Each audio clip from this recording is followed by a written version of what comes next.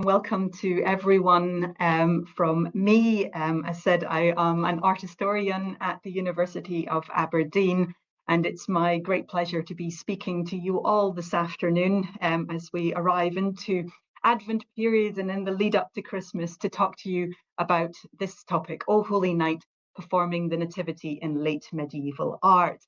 Perhaps this great church is familiar to some of you.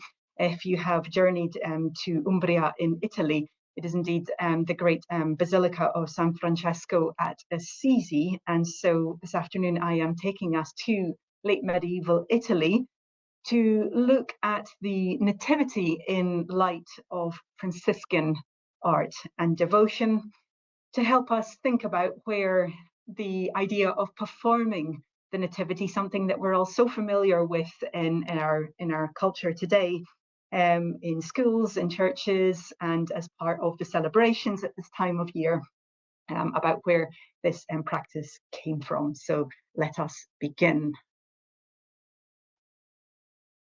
I wanted to start with the Gospel description of that Holy Night.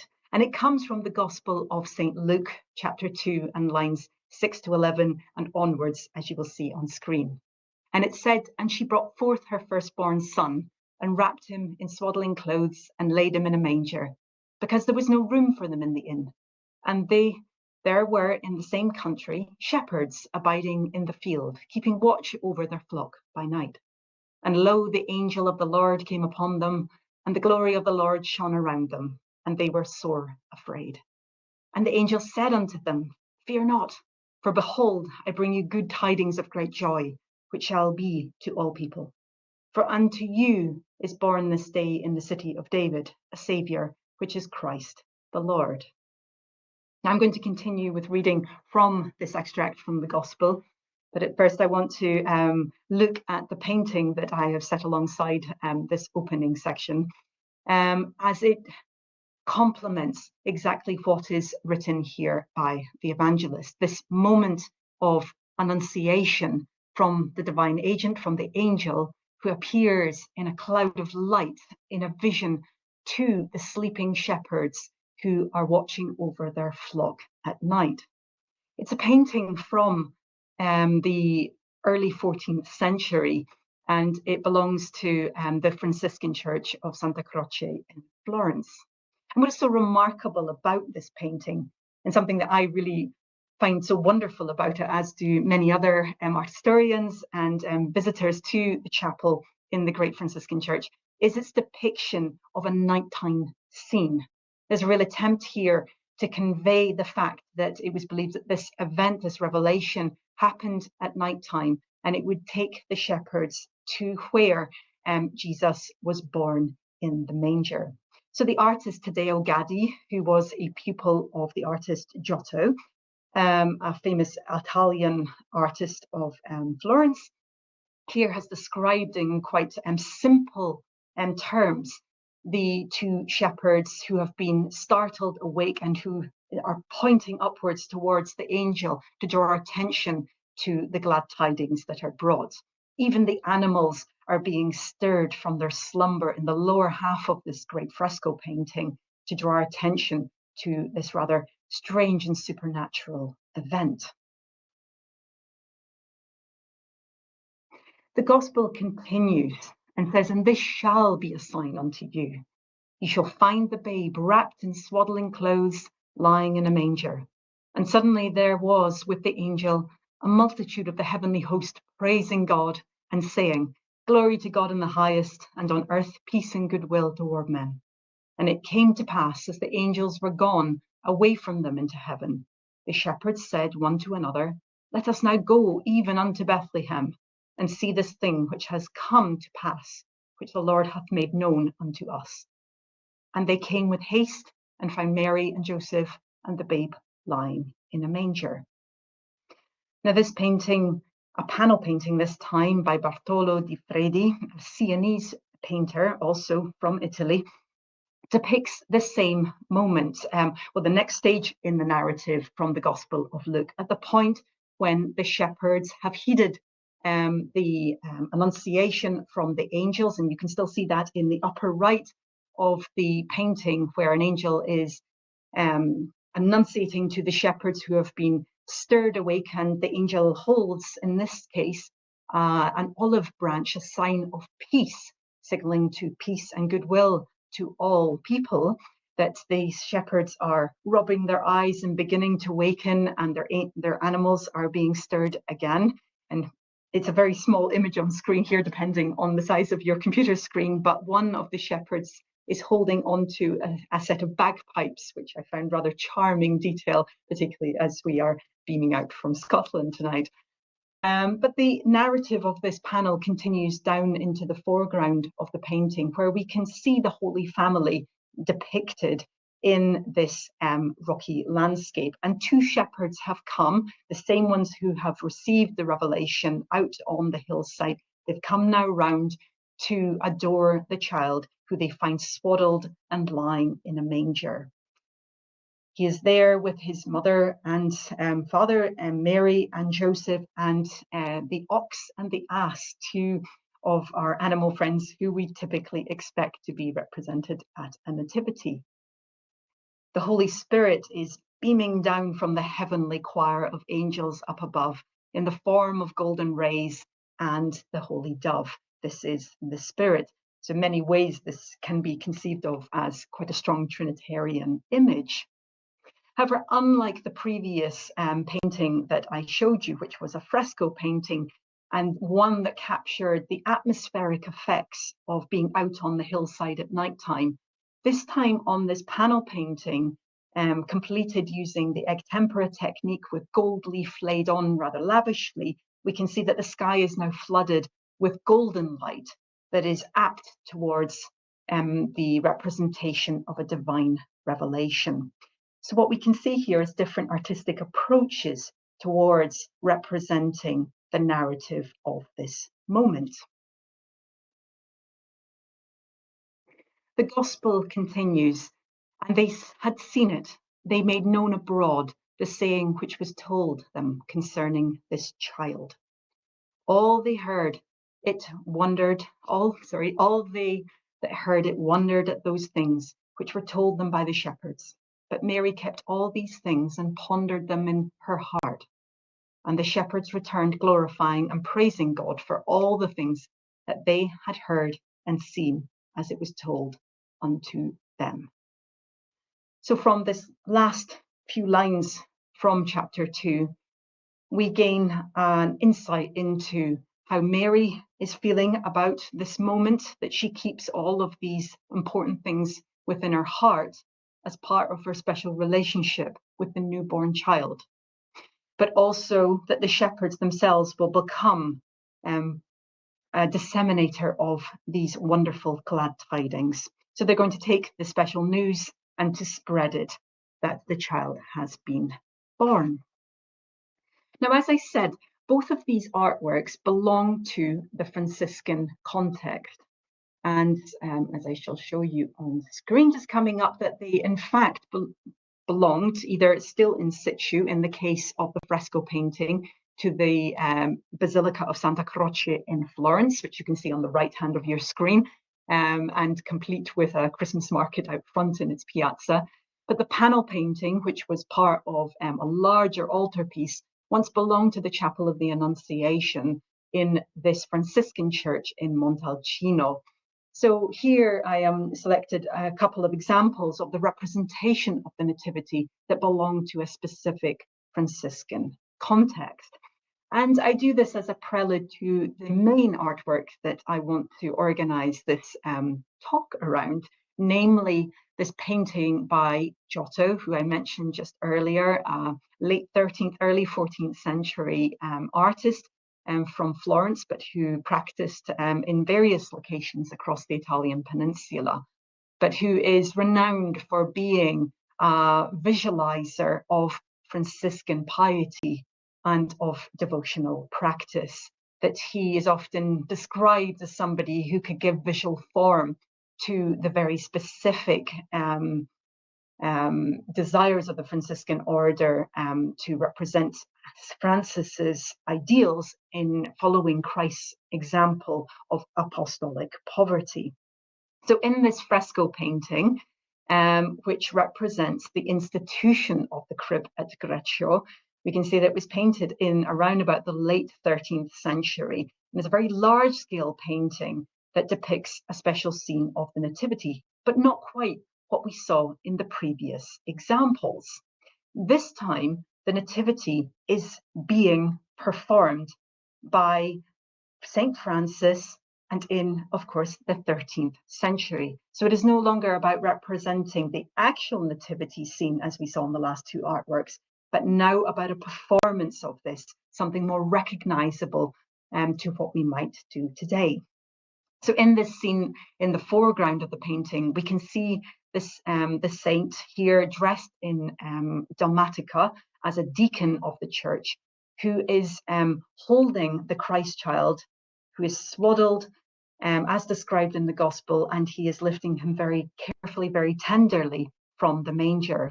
And he is accompanied by the ox and sheep in this regard, but in reference to the two animals that were represented in the previous painting.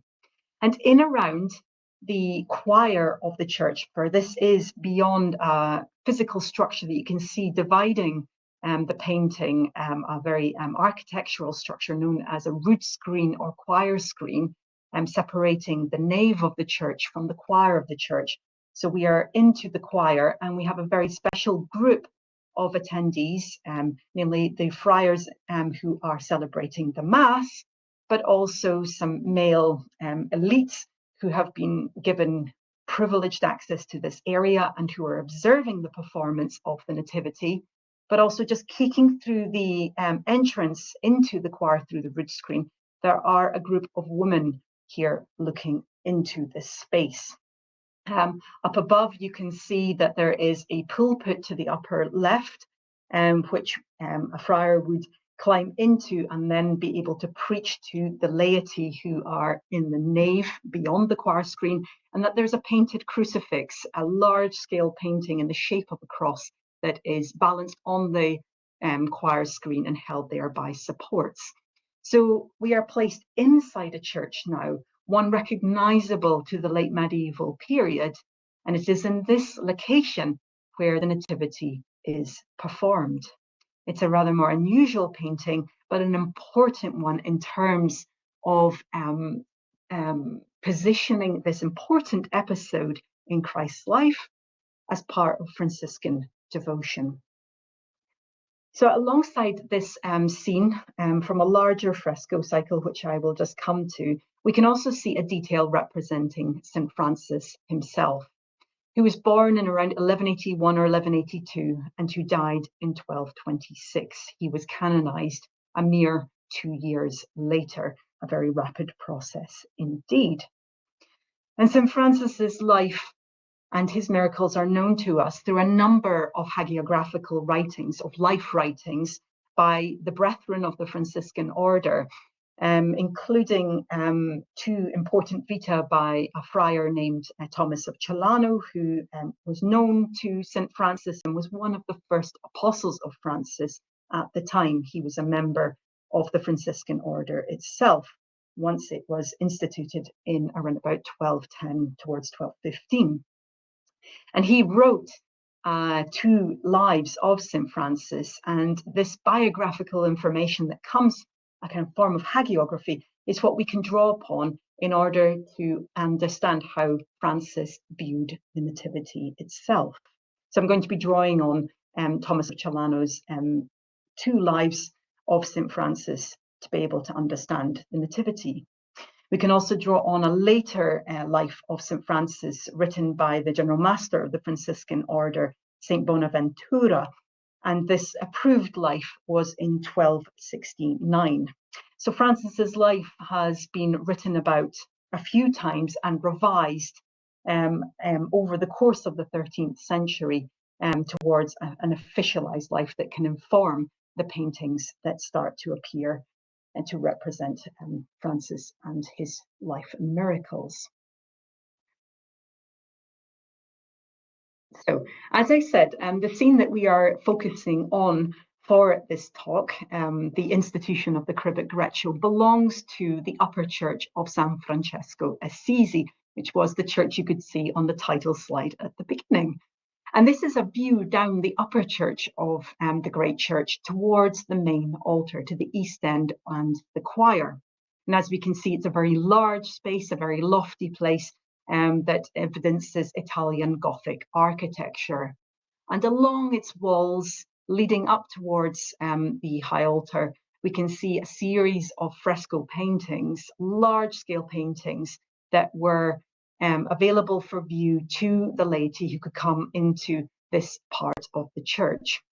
And this is where we will find our painting. So we get a sense of the scale of the building.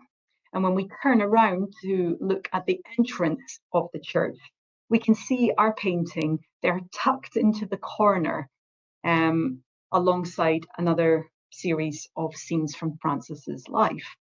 And this is following on from St. Francis's trial by fire and the ecstasy of St. Francis. And there we have scene 13, the crib at Greccio. And if you're very eagle-eyed, just round to the right of the painting is the scene of the miracle of the spring. And that's where I've taken the detail of the picture of St. Francis in the previous slide.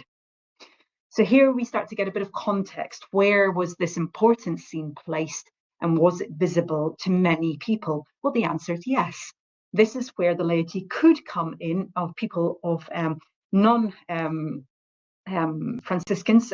So the Franciscans are able to move around all areas of the church and beyond the choir screen. But here the laity could come into this part of the church just as you are able to today.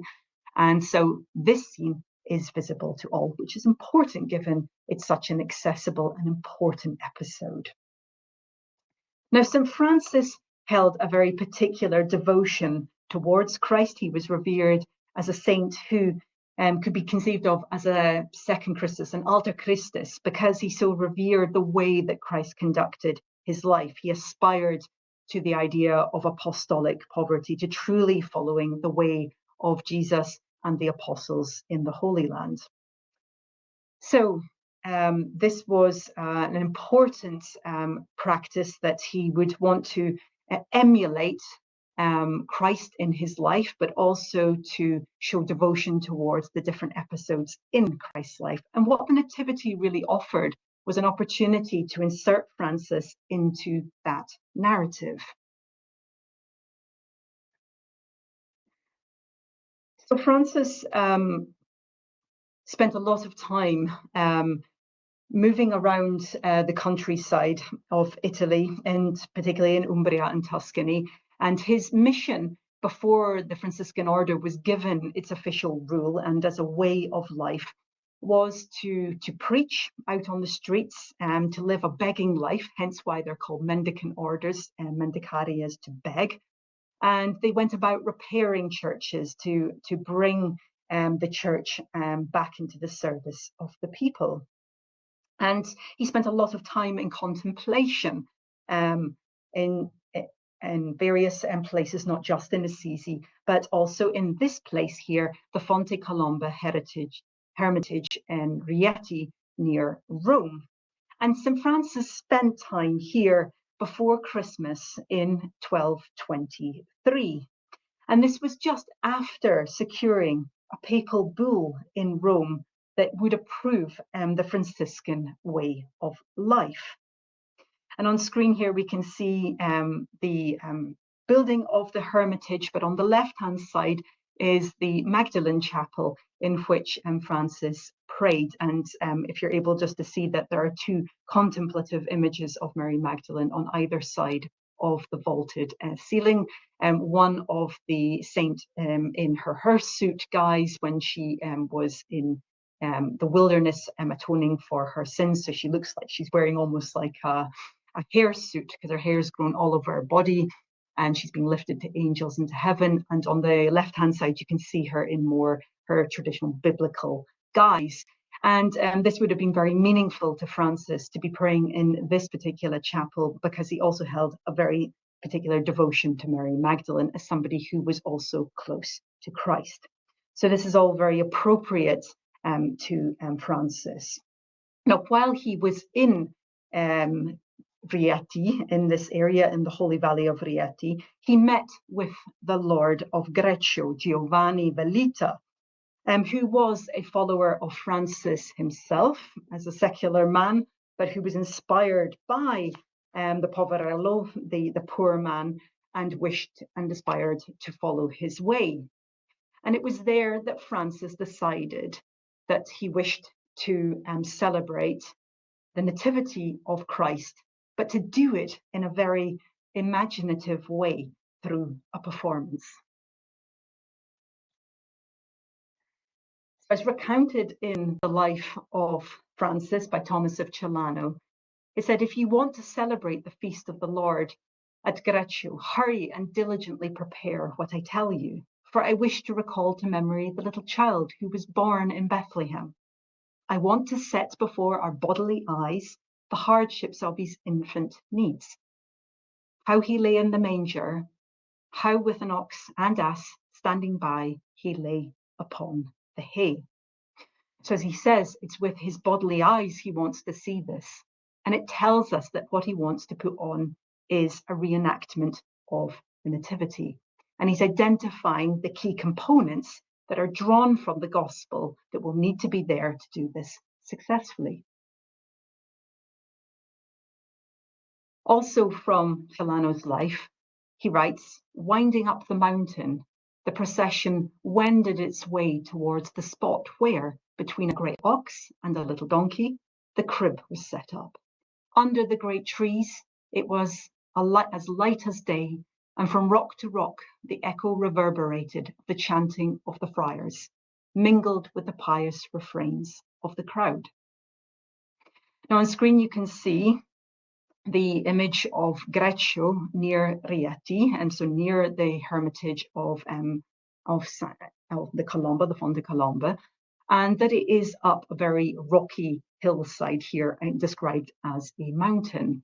So there really is a sense of how important this idea of ascending towards the place where one can celebrate the Nativity. It's going to be in the hillside, and that we're going to have the crib, and we're going to have the animals that we expect from the description in the Gospel and has been visually described in the arts for much longer than the periods that we're looking at specifically tonight.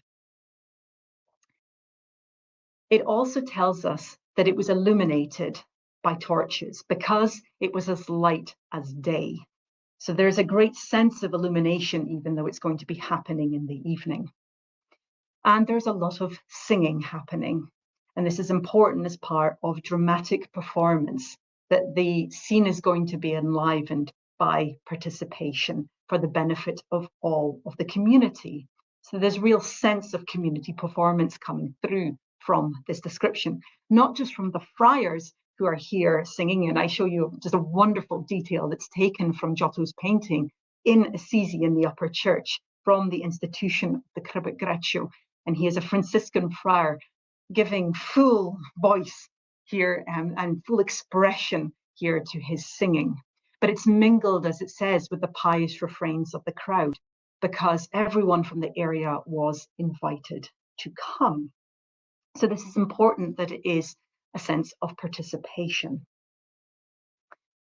So once they had done this, Francis was there, standing before the crib, torn with compassion and filled with unspeakable joy. And he says the poverello, sighing deeply, awaited them. So here it is that he is going to deliver and assist with this sermon.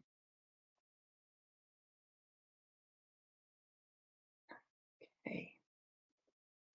Now he says, never, the celebrant himself confessed, had he experienced such consolation while offering the holy sacrifice.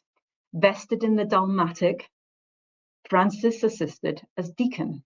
At the proper moment, he intoned the gospel in a sonorous voice, and then he preached a sermon to proclaim the joys of heaven to those men of goodwill who had flocked to his appeal.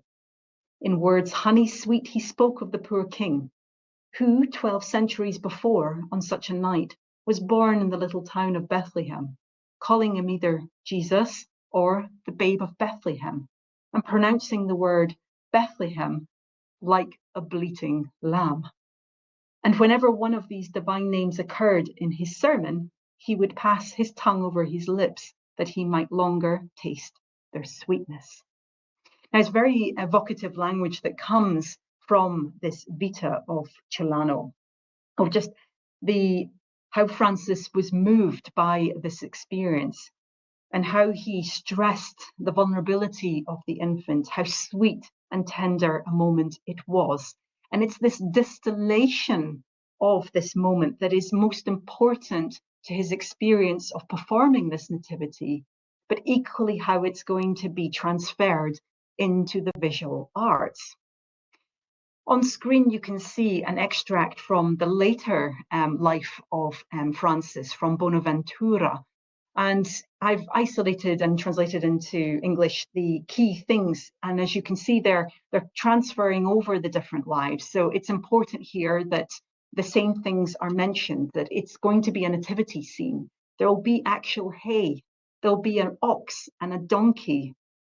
But what's really interesting here is that it also records a vision, because he says that the noble lord of Greccio, while he was present at this performance of the Nativity, he saw the baby Jesus replacing the one the holy man, namely Francis, had brought. Now, what's very interesting about this line is that it would suggest that the infant Christ, the baby Jesus, was something like the one that you can see on screen, a carved and wooden painted doll of Christ. And these were quite common in the late medieval period. The example I'm showing on screen is in the Dominican church of Santa Maria Novella in Florence. And I saw this just recently, having been out to the city with our art history students, and I was really struck by how this resonated with the description of Francis's performance of the Nativity.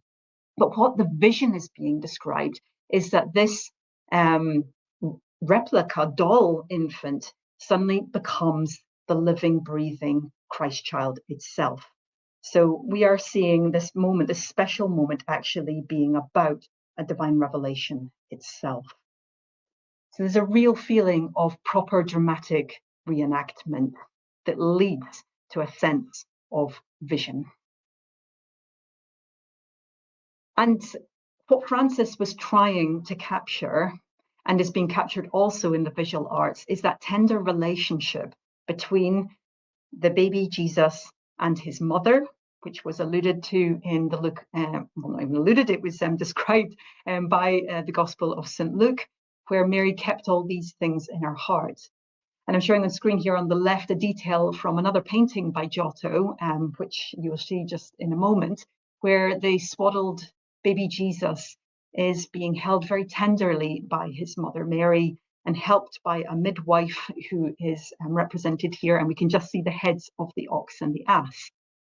And there's a real sense of contact between the two of them, such delicate gestures, such wonderful eye contact between the two of them. It feels very realistic. And this is what's emulated by Francis in his recreation of the Nativity, holding the baby Jesus tenderly like a mother.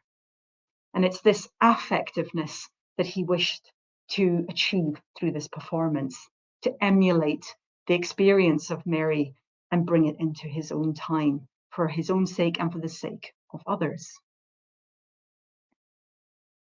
And this scene of Mary adoring her son in the manger is drawn from Giotto's paintings for another important site in northern Italy, namely of the Arena Chapel, which were painted just after the paintings in Assisi. And as you can see, it's part of a larger scene depicting the Nativity itself as described in the Gospel of Luke. And just on the right-hand side, you can see where that particular scene is found inside this wonderful chapel in Padua. And in Padua, this was also a place that was associated with sacred plays and processions as part of civic religious life at the time. And this is something that I want to begin to develop in the section that precedes, that follows on here. So, the images that I have shown you so far of St. Francis performing the Nativity and the institution of the crib at Greccio is not the first time it's been represented in Franciscan devotional art. On screen you can see two panel paintings that date from earlier than our fresco painting, but after the account by Celano and Bonaventura. These are what are known as vita panels, life panels of the standing saint of St. Francis, surrounded by scenes of his life. And this was a very innovative form of arts for religious institutions that were pioneered on the Italian peninsula in the 13th century. And they're very much linked to the rise of these new religious orders, including the Franciscans. I've put a red box round the particular episode of the crib at Greccio so that you can identify them on screen. Because as I said, the saint is surrounded by lots of scenes from his life. And so it populates just one part of the panel painting. It's somewhat redolent of the fresco painting in Assisi, but it doesn't quite capture the institutionalizing message that comes from the larger fresco painting. They are very tiny details, but Francis is there kneeling before the crib that contains the baby Jesus. The animals are present and the Mass is being celebrated as he is enacting this process as a deacon. Now, these paintings predate the fresco painting, but they are not necessarily the earliest veneration of the crib itself. And so the earliest veneration of the crib was taking place in Rome of the 5th century, and in particular in the Basilica of Santa Maria Maggiore. And here this is known otherwise as Rome's Basilica of the Nativity. And this is because it held precious relics and still holds precious relics of the original crib at Bethlehem, known as the Sacra Cula. And these are 5 pieces of sycamore wood that are held within a reliquary. The reliquary on screen you can see is from the 19th century. But this just stands as evidence of reverence towards the crib, and that the Franciscans are building on devotions towards this particular episode in Christ's life. So not suggesting that they instituted it themselves. It's what Francis does with this episode to make it so appealing and something that has continued for centuries afterwards. And what is interesting about Francis's recreation of the Nativity is its links to sacred drama, and in particular to a type of drama of this time known as Officium Pastorum, or shepherd's plays. Now, these were known since the 10th century, so also predating Francis's reenactment, and they're based from a type of play called What Do You Ask? The Quem Queritus play, which were associated with the Easter celebrations. So they're really asking a question and looking for a response. Now, these were very popular from the 10th century and including in France. And we have many examples, particularly in the Cathedral of Rouen from the 13th and 14th centuries, where there are accounts of the performance of the shepherd's play, which is this moment of the revelation of the angel to the shepherds and to direct them towards the crib in Bethlehem. Within these plays, there are many opportunities for people to participate in different roles, such as the shepherds, the angel, and also a midwife in order to assist the child. So even though the midwife is not actually mentioned in the gospel, it becomes an important part of the performance, the medieval tradition. So they have costumes, they are actors, and in many cases they even involved live animals as part of the process. It was a wonderful opportunity. And during this time, they would speak lines that connect to the Gospel of St. Luke and would also ring out at particular moments, for example, Gloria in excelsis, so refrains that we are used to hearing even today. So in many ways, these performances, which took place in churches for the benefit of the laity who are participating and coming to listen to the Mass, and they began in Latin but soon became available in vernacular language in order to make them more accessible. They really are, as Carol Sims has described, as an example of community and interaction because of their performative value. Now, because they involved live animals, in 1207, Innocent IV forbade the use the plays, these types of plays in churches, because they involved live animals, and this was deemed not appropriate to do this within a chapel. It needed to happen outside, in a grotto or an appropriate location. So for a period, the animals are no longer allowed inside. But this helps us to understand that in the late medieval period, theatre, sacred plays can happen anywhere. It can be inside the churches, it can be out in the streets, in the squares. And this helps us think about theatre of this time of performances being diffused. Now for Francis, he gained approval from Honorius III for his plan to create a nativity scene on the hillside of Greccio. So he had approval of the Pope, and it was because of the novelty of recreating this scene, but equally because of the Spartan way that he went about it that created a greater sense of authenticity. And it was of a great celebration. Here I quote again from Thomas of Celano that you can see he said, "Oh, abstain." And here he's responding to his brethren who would normally not be allowed to eat meat on a Friday. And he says, well, it would be a sin to call that day Friday on which the child was born to us. This is Christmas. So the very walls should have the right to eat meat today. And if that is impossible, we ought to rub them with fat, at least, so that they can eat meat their own way. He was also very keen to share the munificence to the animals. So asses and oxen ought to have a double ration of hay and oats in memory of the ox and ass that warmed Jesus in the crib with their breath. So there was a feeling of great celebration and that it should be extended to all. So here we have Francis reenacting the Nativity. He's got approval of the Pope, and the main things that he wants to celebrate are the vulnerability of the baby and about this to be humbled by this occasion as a way of celebrating of Christ and of this time.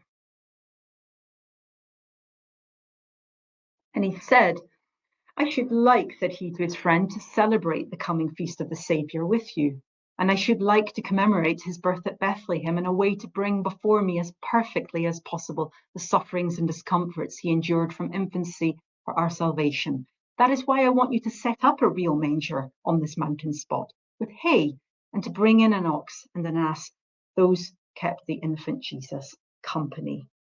So he's very specific here about this reenactment process and why it is important. And it ought to be a recreation of the scene in Bethlehem. And what's really important here is to keep in mind that Francis also had made a pilgrimage to the Holy Land, and he had visited Bethlehem himself and most likely seen them performed in this way. And so there is a sense of bringing back that knowledge to his homeland and to his hometown, to Assisi in terms of its representation, but to Greccio, where he will perform the first enactment, and that he knows about the constituent parts here. And it's a part of a process of recreating Bethlehem in a different place. And indeed, this would be called the Una Nuova Betlemme. So there's a sense here of recreating this moment in the new location to widen access to being able to witness it. So an important moment for them to reenact, but also then to transfer it into the visual arts, namely fresco painting and panel paintings that capture that moment. And that's what we're seeing in the Assisian painting that you can see on screen on the left-hand side again.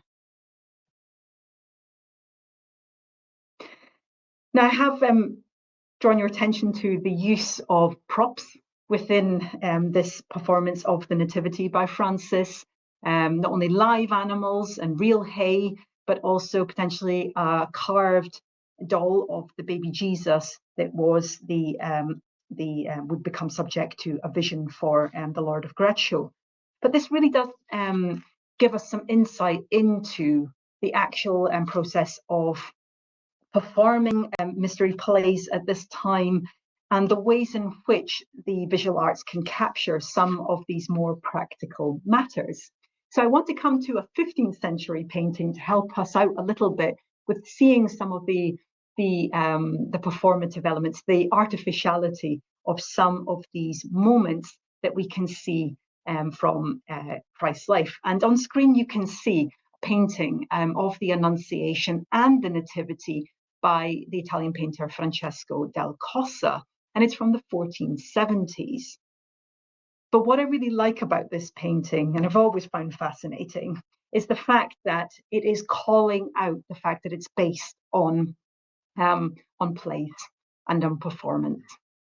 When we come in a little bit closer to the scene of the Annunciation to the Virgin Mary, that she is going to conceive the child, which will then lead on to the Nativity that you can see below. But if we focus on the angel Gabriel, who is here in the pose of Annunciation, we can start to see a few tells that this might be based on actual performances. In the left-hand side, you can hopefully just see in the left-hand arch in the sky that there's almost a little cloud there. And this is God floating on top of a cloud.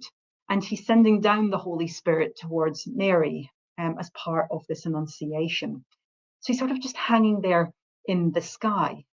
But when we look at the angel Gabriel and look at the wings and the way they're set on the shoulders, we can see evidence of ties onto the figure's arms and shoulders.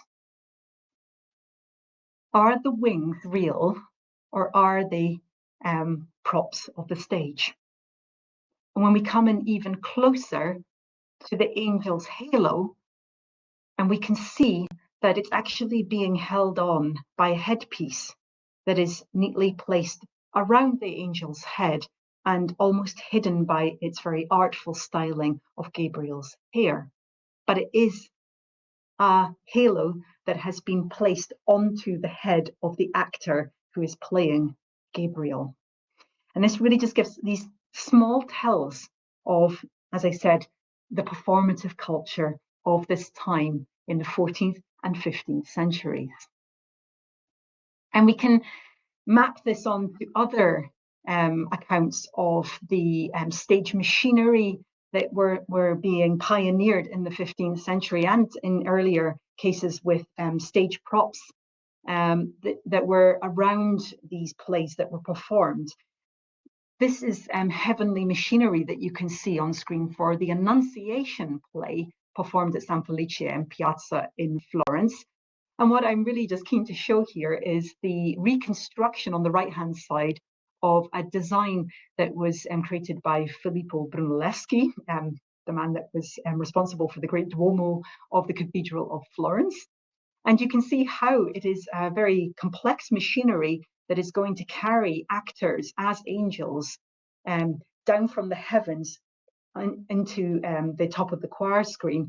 And this is a part of a dramatic performance inside the churches. On the left-hand side, it's a woodcut that is describing exactly that process. We can see the Annunciation happening. Gabriel is announcing to Mary that she will conceive the child. And in the background, hopefully you can see the three angels being brought down from the heavens using stage machinery. And so here we can start to see some of the evidence of the capabilities of putting on these plays and how that might start informing our understanding of the paintings that capture these more ephemeral performances, because they were there to move you, because, as I said, of this community performance and the interactions. And it says something about the way that the arts could be enlivened at this time to communicate these stories from the Bible. And here I show you the moment in the Arena Chapel, which we had just looked at just earlier, from the scene of the Nativity by Giotto. And this is actually a representation of the owner of the Arena Chapel, Enrico Scravegni. And here he is presented as a donor, presenting a replica model of his chapel. And this is part of a Last Judgment scene. But what's really important is that on Annunciation Day, a beam of light comes into the chapel on a sunny day, and it hits across the front entrance of the chapel, and where he is holding it delicately in his hands to present to Mary, to the Virgin Mary, as a gift. And this is orchestrated in terms of architecture, in terms of painting, as part of liturgical celebrations, to have a dramatic effect. And this really helps us to understand how the arts are working together in order to create a very special experience in this moment, in this case for the Annunciation, but it helps us to understand equally how this might be formed for the Nativity. So it does bring us back to our painting to understand the drama of the moment that is captured in this fresco painting. In this moment when we are seeing a reenactment, not in the grotto, actually at Greccio, or as it would be depicted as a scene of the Nativity proper, but as a reenactment that brings it in to the Mother Church of San Francesco of Assisi. It is a special moment that is very deeply held by St. Francis. And at this moment, the Mass is being interrupted so that one can celebrate this special, tender moment, this quiet moment that really reinforces the essentials at this point of community and of interactions, of singing, of tender gazes from all of the different constituencies. It officializes this episode in the visual history of the Franciscan order in their mother church. And what I really like about it is that it really helps us understand their past, their present, and their future. And even today, it is important to see how the church uses its visual heritage from inside the church to project onto its architectural splendors, reminding us of the importance of this moment of the Nativity, and to the Franciscan order and to the founder, St. Francis, and his special recreation of the Nativity back in 1223. Thank you very much for listening, and I hope you enjoyed. Thank you so much. That was so interesting. Thank you so much for sharing that. I thought that was fascinating about the one where they had, it was a depiction of a play, it's the subtle things, just the halo not being quite a real halo and that sort of thing. That's really, really interesting. I've never noticed anything like that before. Yes, it always pays for very close looking, and it kind of brings. He's an artist who Francesco del Costa. I can go back to if you like, because it's such a compelling image. Mm-hmm. I think when I teach with this, students always really enjoy it. But it's once one starts really looking hard at it, you can see a very clever painter at work here who is not really disturbing your image of the Annunciation happening, but mm-hmm. actually is calling out the artificiality of the moments. And that's something that I find really quite compelling. Hopefully you also saw the little snail going along the top of the Nativity frame, just in the bottom. It's almost like you can just pick him off the frame. Oh, no way. I did not notice that. I have to look a lot closer in future at these sorts of things. Thank you for going back to that.